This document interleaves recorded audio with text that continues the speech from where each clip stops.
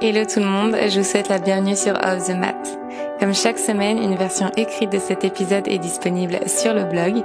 Si vous découvrez aujourd'hui mon podcast, je suis Marine, professeure de yoga, et je partage ici mes expériences de vie pour qu'ensemble, nous avancions vers l'équilibre et l'épanouissement personnel.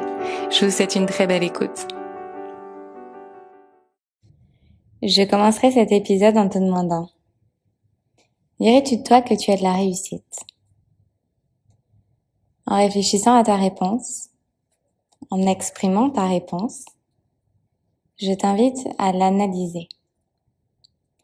Car la réponse que tu énonces ici aujourd'hui en dit long sur la définition que tu te fais de la réussite, mais aussi sur le niveau de bonheur et d'épanouissement que tu ressens dans ta vie actuellement. Parce que la réussite, c'est un peu la petite sœur du bonheur. On est heureux lorsque l'on est accompli, lorsque l'on réussit. Peu importe ce que tu entreprends, si tu le réussis, alors tu es heureuse et satisfaite. Tu es fière de toi, tu prends confiance en toi. Et par cet état d'esprit positif que tu crées et entretiens, tu favorises un cercle vertueux appelé la loi d'attraction. Plus tu auras de la réussite, plus tu te sentiras détaché, contenté, libre, et plus tu attireras de belles choses à toi pour contribuer à entretenir ton succès.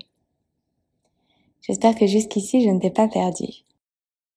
Pour le dire plus simplement, ta réussite est subjective et singulière. Ta définition de la réussite sera différente de ma définition de la réussite. Pour toi, réussir peut signifier avoir un travail qui te plaît, oser, avoir le courage de, pouvoir voyager quand bon te semble, te sentir libre, etc., etc. Pour moi, réussir peut signifier gagner beaucoup d'argent, assurer ma sécurité financière autant que matérielle, ou encore avoir un salaire fixe chaque mois.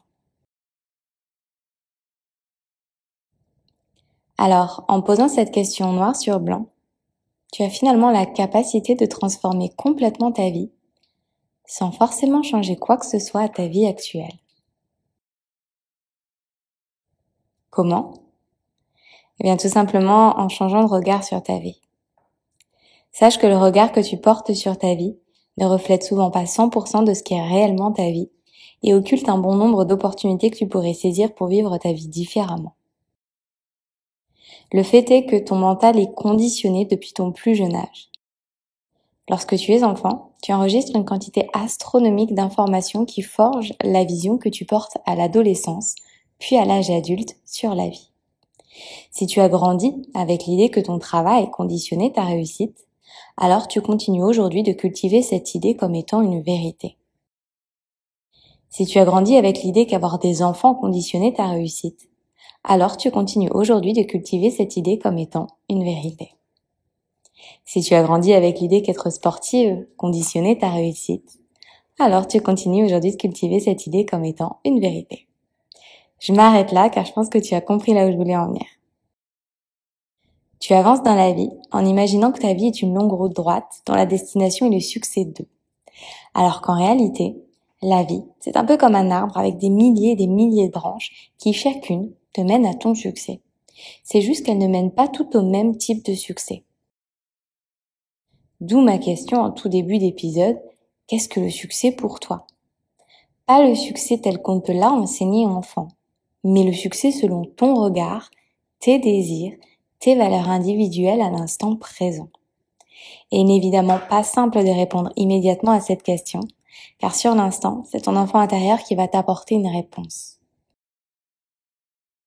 Pour définir ton succès, détache-toi de la comparaison. Détache-toi du regard des autres, de ceux que tu ne connais pas autant que de celui de tes proches.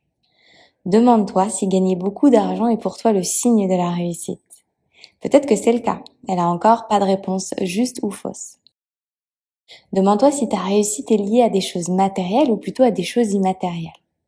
Simplement, pose-toi la question de ce qui te rend profondément heureuse.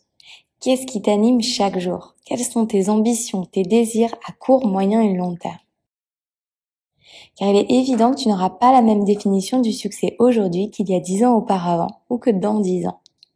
Tu grandis, tu évolues, tes attentes changent. Peut-être apporteras-tu davantage d'importance à ton futur travail en tant qu'ado et davantage d'importance à ton indépendance financière lorsque tu seras adulte. Toutes ces réponses, elles t'appartiennent. Si je voulais aborder ce sujet avec toi aujourd'hui, c'est parce que je me suis moi-même rendu compte de l'importance du succès dans notre quotidien pour être stimulé et motivé à faire des choses et à créer.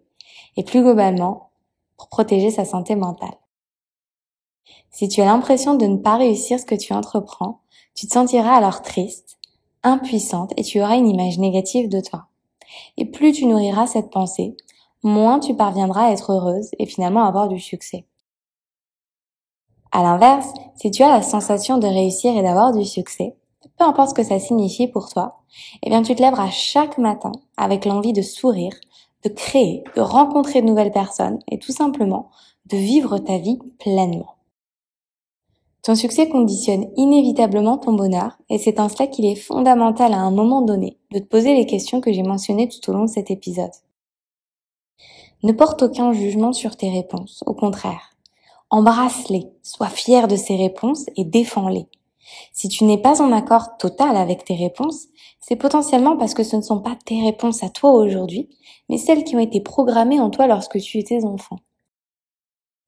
C'est finalement ça, s'émanciper, couper le cordon.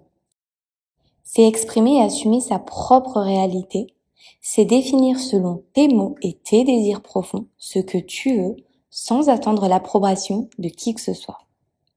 Lorsque tu as confiance en toi, lorsque tu t'aimes et que tu te respectes, alors tout s'imbrique parfaitement. Je ne crois pas que chercher à tout prix le bonheur, ce soit sain. Je ne crois pas non plus que chercher à tout prix la réussite, ce soit sain. Nous basculons en permanence de l'équilibre des équilibres et c'est quelque chose qui est inévitable. Selon ma vision des choses et de la vie de façon plus globale, c'est l'acceptation et le lâcher-prise qui vont finalement te rendre heureuse. Parce que être heureuse, ça ne signifie pas que tout est rose chaque jour, chaque minute et chaque seconde qui passe. Tu seras profondément heureuse lorsque tu parviendras à te détacher pour te contenter. Tu te détaches de la perfection et tu te contentes du présent tel qu'il existe dans cette réalité qui est la tienne. Dans cette réalité, tu embrasses les hauts et les bas et toutes ces choses imparfaites qui composent ton quotidien. Le bonheur naît et ne sera jamais linéaire. Inspire-toi chaque jour, nourris-toi avec des informations saines pour ton corps et ton esprit. Entoure-toi de belles personnes. Prends des décisions qui sont alignées avec tes désirs profonds. Et c'est naturellement que bonheur, santé et équilibre se dessineront dans ta vie. Ma volonté, avec tout ce que je te partage au quotidien, ce n'est pas de t'encourager à travailler sur toi chaque jour. Ce n'est pas d'être en mouvement permanent pour façonner la version parfaite, heureuse et équilibrée de toi-même. Lâche prise là-dessus et concentre-toi davantage sur ta capacité à t'aimer et à te valoriser pour qui tu es, ici et maintenant. Je te partage mes expériences de vie avec humilité et c'est vraiment sincère. Je te les partage parce que peut-être feront-elles écho dans ce que tu vis aujourd'hui, dans les réflexions que tu mènes. Peut-être qu'elles te donneront des angles de vue différents pour te porter vers une direction à laquelle tu n'aurais pas pensé. Pour moi, le succès n'existe que dans l'amour, la tolérance et le partage. Il existe dans ma capacité à accueillir, à accepter, à me contenter. Et je crois que c'est cela que m'a enseigné le yoga. À rester humble sur le chemin parcouru, à porter un regard bienveillant sur celui encore à parcourir. Ensemble, on crée des connexions et mutuellement, on s'élève. Alors, merci à toi. J'espère que ces mots résonneront en vous et qu'ils vous inspireront dans votre chemin de vie. Si cet épisode vous a plu, n'hésitez pas à écouter le reste de la playlist et à rejoindre dès aujourd'hui Luna, une communauté bienveillante que j'ai à cœur de guider chaque semaine vers le bien-être et la pensée positive au travers de mots doux inspirants. Encore merci pour votre écoute et je vous dis à très vite.